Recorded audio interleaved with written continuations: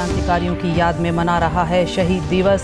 उपराष्ट्रपति, प्रधानमंत्री सहित अन्य गणमान्य व्यक्तियों ने भगत सिंह, सुखदेव और राजगुरु को दी श्रद्धांजलि।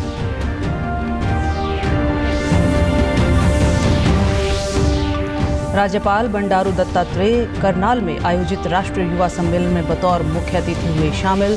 कहा, देश को आज़ादी दिलवाने में शहीद भगत सिंह, राजगुरु और सुखदेव जैसे अनेक क्रांतिकारियों का बहुत बड़ा योगदान।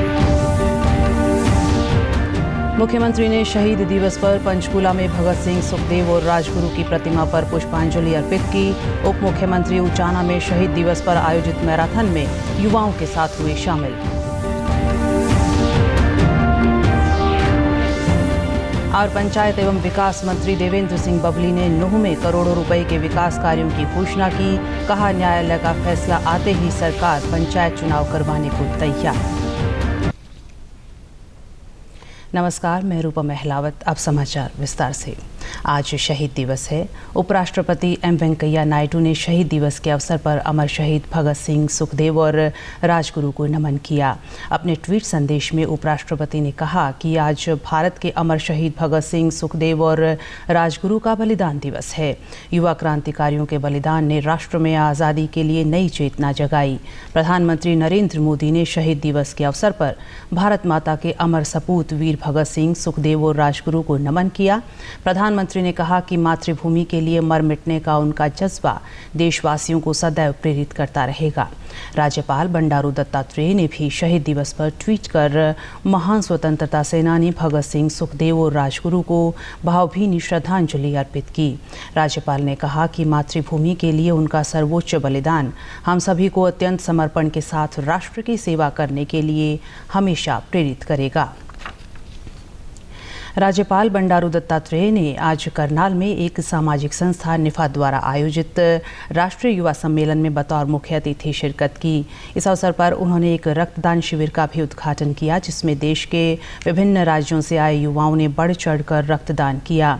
राज्यपाल ने कहा कि देश को आज़ादी दिलवाने में शहीद भगत सिंह, राजगुरु और सुखदेव जैसे अनेक क्रांतिकारियों का बहुत बड़ा योगदान है। उन्होंने कहा कि युवाओं को शहीदों के बलिदानों से प्रेरणा लेनी चाहिए और युवाओं को प्रेरित करने के लिए देश की विरासत व शहीदों की जीवन गाथा को पाठ्य पुस्तकों में शामिल करना चाहिए। फांसी के तख्ते ऊपर जो छिड़े गए, वैसे महान भाव वैसे बहुत से शहीद और लोग हैं। तो इसलिए हमारे युवा पीढ़ी को विशेष करके ये इतिहास उनको ज़्यादा पढ़ाना चाहिए। राज्यपाल ने कहा, रक्तदान करने से सेवा और पुण्य प्राप्त करने का लाभ मिलता है, साथ ही स्वास्थ्य भी बेहतर होता है।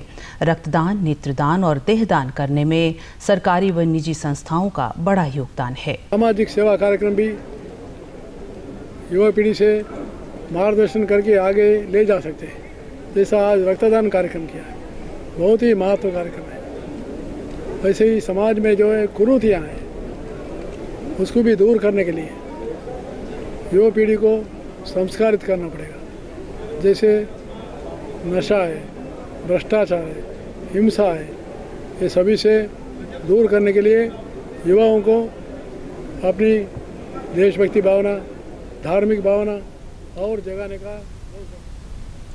निफा के राष्ट्रीय अध्यक्ष ने कहा कि जिस प्रकार शहीदों ने देश के लिए अपने जीवन का बलिदान किया, हमें भी उनसे प्रेरणा लेकर दूसरों का जीवन बचाने के लिए आगे आना चाहिए और रक्तदान करना चाहिए। शहीद आजम भगत सिंह, राजगुरु और सुखदेव का 91वां शहादत दिवस है। ये वो महान शहीद थे जो चढ़ती जवानी के अंदर 21 साल 23 साल ये उनकी मात्र उम्र थी। इस उम्र के लिए वो हंसते हंसते फांसी के फंदे पर झूल गए थे। इसलिए नहीं कि कोई उन्होंने अपराध किया था, इसलिए कि वो हमें आज़ाद देखना चाहते थे, हमें अंग्रेज़ों की गुलामी से बाहर निकालना चाहते थे और इस देश को आज़ाद कराने के लिए उन्होंने हंसते हंसते प्राण न्यौछावर कर दिए। आज उनकी याद में एक विशाल रक्तदान शिविर रखा गया और राष्ट्रीय युवा सम्मेलन रखा गया, जिसमें लगभग 16-17 राज्यों से जो हमारे प्रतिनिधि हैं वो यहाँ पर पहुँचे। शहीदों की याद में जो रक्तदान शिविर है उसको इतना कामयाब लोगों ने किया है। मैं सबका दिल से धन्यवाद करता हूँ और उम्मीद करता हूँ कि शहीदों को सच्ची श्रद्धांजलि यही होगी कि हम इस देश को स्वैच्छिक रक्तदान में आत्मनिर्भर बनाएं। मुख्यमंत्री मनोहर लाल ने आज शहीद दिवस पर पंचकुला के शहीद भगत सिंह चौक पर आयोजित कार्यक्रम में शिरकत की। कार्यक्रम के दौरान मुख्यमंत्री ने अमर शहीद भगत सिंह, सुखदेव और राजगुरु की प्रतिमा पर पुष्पांजलि अर्पित की। इस अवसर पर मुख्यमंत्री ने पंचकुला के सेक्टर 7 में बनने जा रहे सामुदायिक केंद्र का शिलान्यास भी किया। इस दौरान बच्चों के साथ रूबरू होकर देशभक्ति के नारे भी लगाए गए। मुख्यमंत्री ने कहा कि हम सभी को अपना सामाजिक दायित्व पहचानते हुए प्रधानमंत्री नरेंद्र मोदी द्वारा दिए गए मूल मंत्र सबका साथ, सबका विकास, सबका विश्वास और सबका प्रयास के अनुरूप आगे बढ़ना होगा। नहीं है, बल्कि एक कहानी का दिन है, और वो कहानी है शहीद भगत सिंह की, शहीद सुखदेव की, शहीद राजगुरु की। और ये भगत सिंह, सुखदेव, राजगुरु ये भी कोई केवल एक नाम नहीं है, बल्कि एक विचारधारा, एक जज्बा, जो अगर दुनिया में कहीं मिलता है तो ऐसे वीर शहीदों का जो जज्बा, ये कहानियां भारतवर्ष में ही मिलती हैं। आज़ादी का अमृत महोत्सव के तहत आज शहीद दिवस पर उचाना विधानसभा क्षेत्र के खटकड़ गांव में मैराथन का आयोजन किया गया। दौड़ में युवाओं ने बढ़ चढ़कर हिस्सा लिया और उप मुख्यमंत्री दुष्यंत चौटाला ने हरी झंडी दिखाकर दौड़ को रवाना किया। उप मुख्यमंत्री युवाओं के साथ दौड़ में शामिल भी हुए। इससे पूर्व उप मुख्यमंत्री ने खटकड़ गांव स्थित शहीद भगत सिंह की प्रतिमा पर पुष्पांजलि अर्पित कर उन्हें याद किया। इस अवसर पर उप मुख्यमंत्री ने कहा कि अमर शहीद भगत सिंह, सुखदेव और राजगुरु को नमन करते हुए आज हजारों की संख्या में प्रदेश व अन्य राज्यों के लोगों ने इस दौड़ में हिस्सा लिया है। तीनों हमारे शहीदों को नमन करते करते बराबर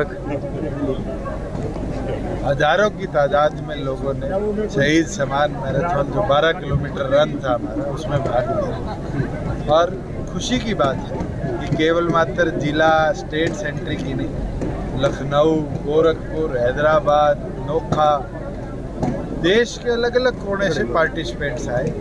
सब ने भाग भी लिया और हमें तो खुशी है कि फर्स्ट जो आया मेंस कैटेगरी में वो लखनऊ का था, सेकंड गोरखपुर का था। इस तरह से वेरिएशन हमें देखने को मिला।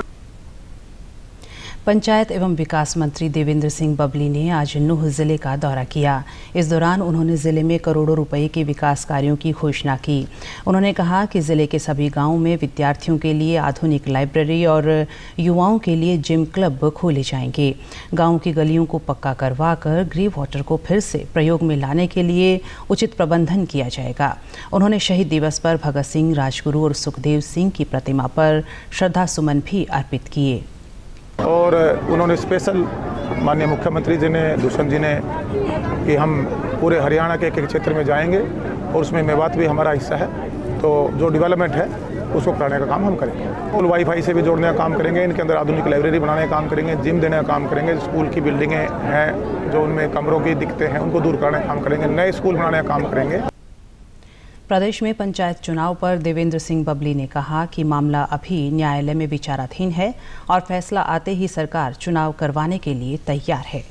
माननीय न्यायालय में विचाराधीन है, जैसे ही वहां से कोई फैसला आता है सरकार तैयार है, साथ के साथ चुनाव करने का काम करेंगे। उत्तराखंड में पुष्कर सिंह धामी ने आज राज्य के 12वें मुख्यमंत्री के रूप में शपथ ली। देहरादून में शपथ ग्रहण समारोह परेड मैदान में आयोजित किया गया। पुष्कर सिंह धामी के अलावा 8 अन्य लोगों को राज्यपाल ने कैबिनेट पद की शपथ दिलाई। शपथ ग्रहण समारोह में प्रधानमंत्री नरेंद्र मोदी, गृह मंत्री अमित शाह, रक्षा मंत्री राजनाथ सिंह सहित कई केंद्रीय मंत्री और राज्यों के मुख्यमंत्री शामिल हुए। केंद्रीय स्वास्थ्य मंत्री मनसुख मांडविया ने ट्वीट करते हुए कहा कि दुनिया के सबसे बड़े टीकाकरण अभियान ने एक और उपलब्धि हासिल कर ली है। केंद्रीय स्वास्थ्य मंत्री ने कहा कि 12 से 14 आयु वर्ग के 50 लाख से अधिक युवाओं ने कोरोना रोधी टीके की पहली खुराक लगवा ली है। उन्होंने कोरोना रोधी टीकाकरण अभियान को सफल बनाने के लिए युवाओं का आभार जताया। एनडीएमए ने कोविड-19 रोकथाम और बचाव के कानून को लेकर बड़ा फैसला किया है। 31 मार्च के बाद आपदा प्रबंधन कानून के प्रावधान लागू करने संबंधी आदेश जारी नहीं होंगे। कोरोना प्रबंधन के लिए 24 मार्च 2020 से यह प्रभावी थे। केंद्र ने राज्यों को मास्क पहनने, सफाई बरतने और अन्य उपायों को लेकर केंद्रीय स्वास्थ्य मंत्रालय द्वारा जारी दिशा निर्देशों के पालन करने का आग्रह किया है। यमुनानगर जिले में 12 से 14 साल के बच्चों का कोरोना रोधी टीकाकरण सुचारू रूप से जारी है। मुख्य चिकित्साधिकारी डॉक्टर पूनम चौधरी ने बताया कि अभी तक 12 से 14 साल के 1600 से अधिक बच्चों को कोरोना रोधी टीके की खुराक दी जा चुकी है। उन्होंने कहा कि बच्चे टीकाकरण अभियान को सफल बनाने में सहयोग दे रहे हैं और कोरोना महामारी से बचाव के लिए सभी पात्र बच्चे टीका जरूर लगवाएं। कॉर्बेवैक्स नाम का वैक्सीन है जो कि बहुत ही सेफ वैक्सीन है। ये सिर्फ इसी वर्ग के बच्चों के लिए इंडिजिनस भारत में बनाया हुआ वैक्सीन है जो हम इस्तेमाल कर रहे हैं। कोई इसके साइड इफ़ेक्ट्स नहीं है। जो हमारे 62,000 बच्चे हैं, हम चाहते हैं कि सभी माँ बाप अपने बच्चों को मोटिवेट करके बूथ पे लेके आएँ ताकि हम अपने सारी पॉपुलेशन को कोविड वैक्सीन के साथ कवर कर सकें।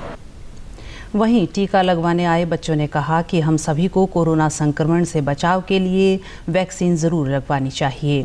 उन्होंने टीकाकरण अभियान चलाने के लिए सरकार का आभार जताया।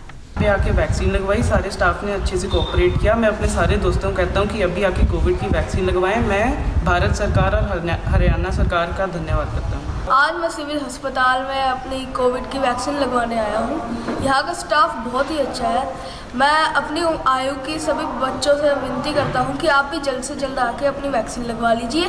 मैं देश के प्रधानमंत्री नरेंद्र मोदी जी का और मुख्यमंत्री जी का धन्यवाद करती हूँ। इन्होंने मुझे सलाह दी है कि मैं अब खेल कूद सकती हूँ, स्कूल जा सकती हूँ।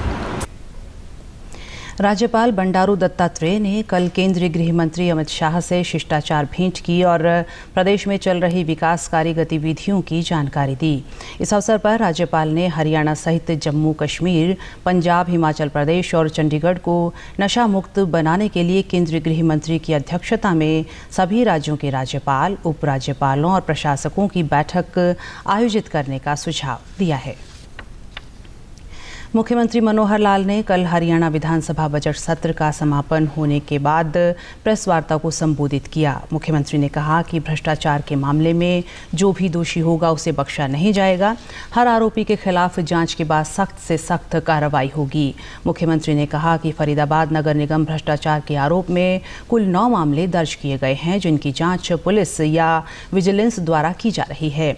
सरकार इस पर नज़र बनाए हुए है। प्रत्येक मामले की जाँच गहनता से चल रही है। मुख्यमंत्री ने बताया कि विधानसभा में हरियाणा विधि विरुद्ध धर्म परिवर्तन निवारण विधेयक 2022 पारित किया गया। इसका उद्देश्य ऐसे मामलों में कमी लाना है जिसमें जबरन या किसी गलत इरादे से धर्म परिवर्तन किया जाता है। उन्होंने कहा कि हालांकि इस विधेयक में प्रावधान अवश्य किया गया है कि कोई अपनी मर्जी से धर्म परिवर्तन अवश्य करवा सकता है, बशर्ते कि उसे जिला मजिस्ट्रेट के सामने आवेदन प्रस्तुत करना होगा। बहुत बड़ी समस्या है, सालों बाद ध्यान में आती है। हम कहते हैं आज भी जो स्थिति है, हम भाईचारा आपस में बिगड़ना नहीं चाहते, लेकिन इन चीज़ों को रोकना तो पड़ेगा कहीं। हमें किसी एक धर्म का नाम, उसमें एक रिलीजन का नाम नहीं लिया। ये किसी भी रिलीजन का हाँ मर्जी से करना है तो प्रावधान है। अगर इच्छा से, मर्जी से, सोच समझ करके करना है तो उसके अंदर एक धारा 9 शायद उसमें दी गई है कि मजिस्ट्रेट को जा करके बताना होगा 1 महीना पहले कि मैं अपना धर्म परिवर्तन करना चाहता हूँ। और अंत में इस बुलेटिन के मुख्य समाचार एक बार फिर। देश महान क्रांतिकारियों की याद में मना रहा है शहीद दिवस। उपराष्ट्रपति, प्रधानमंत्री सहित अन्य गणमान्य व्यक्तियों ने भगत सिंह, सुखदेव और राजगुरु को दी श्रद्धांजलि।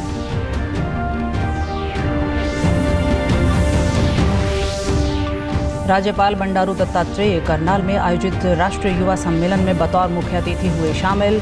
कहा, देश को आज़ादी दिलवाने में शहीद भगत सिंह, राजगुरु और सुखदेव जैसे अनेक क्रांतिकारियों का बहुत बड़ा योगदान। मुख्यमंत्री ने शहीद दिवस पर पंचकूला में भगत सिंह, सुखदेव और राजगुरु की प्रतिमा पर पुष्पांजलि अर्पित की। उप मुख्यमंत्री उचाना में शहीद दिवस पर आयोजित मैराथन में युवाओं के साथ हुए शामिल। और पंचायत एवं विकास मंत्री देवेंद्र सिंह बबली ने नूंह में करोड़ों रुपए के विकास कार्यों की घोषणा की। कहा, न्यायालय का फैसला आते ही सरकार पंचायत चुनाव करवाने को तैयार। सभी दर्शकों से अपील है कि आप जब भी घर से बाहर निकलें तब मास्क जरूर पहनें, 2 गज की दूरी बनाए रखें और एक नियमित अंतराल पर अपने हाथ धोते रहें। और अगर आप पात्र हैं तो टीकाकरण अवश्य करवाएं, तभी आप कोरोना महामारी से बच सकते हैं। आज के बुलेटिन में बस इतना ही। नमस्कार।